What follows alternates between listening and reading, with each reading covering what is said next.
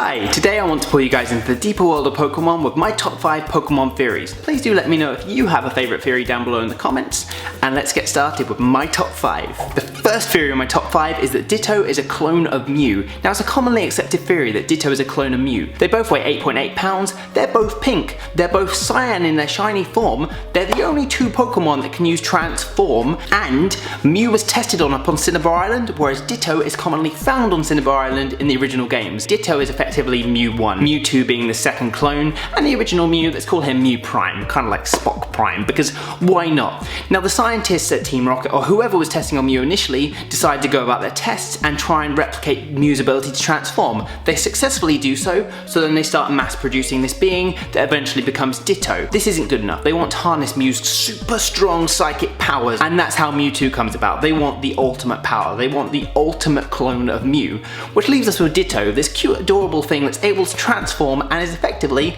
a clone of Mew. The second theory in my top 5 is that the Alolan region announced for the up and coming Sun and Moon games is in fact the Orange Island from the anime, which is just, such an exciting thing. This is a recent one that came about with various like Sun and Moon's announcements recently. The Alola forms and also the island leaders. There are 4 island champions in the Alola regions. The Orange Island had 4 champions Ash went around and battled. Then you have the Alola region Pokemon, which is completely different, and this is something that came about in my mind having spoken to my friend Birdkeeper Toby at Summer in the City recently. Now Toby has a really cool video on this which I'll link down below for you guys to check out, but the basic idea behind this theory is that the Alola forms that we've seen announced for various Kanto Pokemon are in fact the same Pokemon we're seeing on the Orange Islands in the anime, basically the Crystal Onyx and the Tropical Butterfree. So now I'm just holding out for a Crystal Onyx or an Ice Onyx to pop up in Sun and Moon later this year.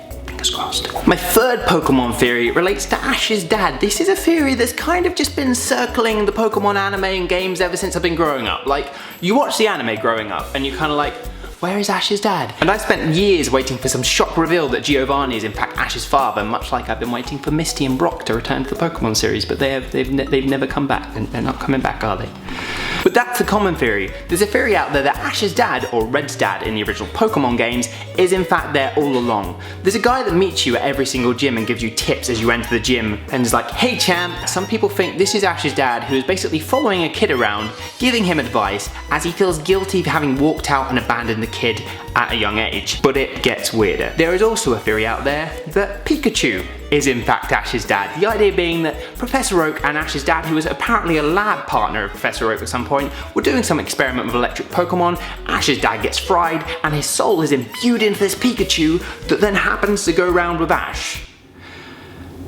Right, let's not even get on to the theory that Mr. Mime is Ash's dad. Now for the fourth theory in my top 4, which is that the first Pokemon game occurs after a massive war. There are not really many fun places to go. There are no rides, there are no fun convenience things, there are no cinemas. There are just Pokemon gyms and Pokemon centers everywhere. Training facilities and healing facilities. Furthermore, in the first games, Lieutenant Surge turns around to you and says, I'll tell you what kid, electric Pokemon saved me in the war. What war? What war? Apparently there was a war. There was a war before this Pokemon game. Lieutenant Surge was in it and he was saved by electric Pokemon. There was a war before this game. This theory is given further weight by the fact there are just loads of kids throughout the game and lots of old people and not really many fathers, which makes a lot of people think that there was a giant war before the original Pokemon games. And remember that the original Pokemon games were the start of the franchise. There could have been so many things they wanted to set up and so many bits of canon that existed back then. I mean, there was the Mew truck, there was the GS ball in the anime that just got dropped.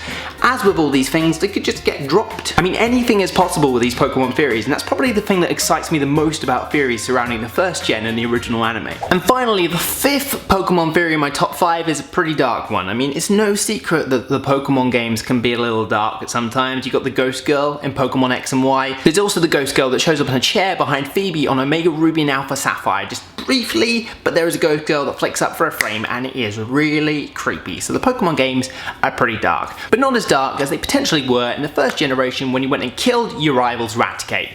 The idea here being that when you battle Gary or Blue on the SS Anne, he has a level 16 Raticate that you battle and you're victorious against this Raticate and you beat it. Until the next time you see Gary and he no longer has that Raticate. Now you might assume that he traded it away to a wealthy collector on the SS Anne, much like Ash almost traded away Butterfree. But no, it gets darker, as apparently in the original Japanese versions of the games, when you run into your rival in the Pokemon Tower in Lavender Town, he asks you if you know what it's like to lose a Pokemon, suggesting that little Raticate that's no longer there has died, he's gone, he's passed away, and poor Gary, or Blue, is paying respects to his lost Pokemon in the tower, the Pokemon that you effectively killed. Was Gary not able to get to a Pokemon Center? Did the SS-Hand just take off before he could go and take his little Raticate to a Pokemon Center? Was there confusion as the SS-Hand sunk just like the anime, and then Raticate couldn't get to a Pokemon Center because of that?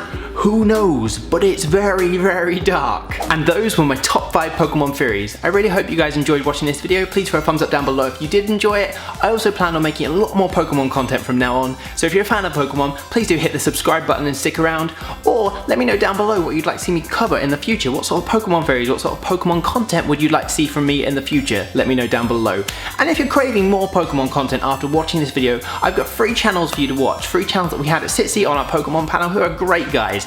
Birdkeeper Toby, PD Winnell, and Ace Trainer Liam. I'm linking them all down below. Well worth watching if you want to get in some Pokemon theories. Highly advise them. And I'll see you guys next Monday when I'm starting a brand new series that I'm really excited about and hope you like. So make sure you tune in on Monday, and I'll see you guys then. Bye.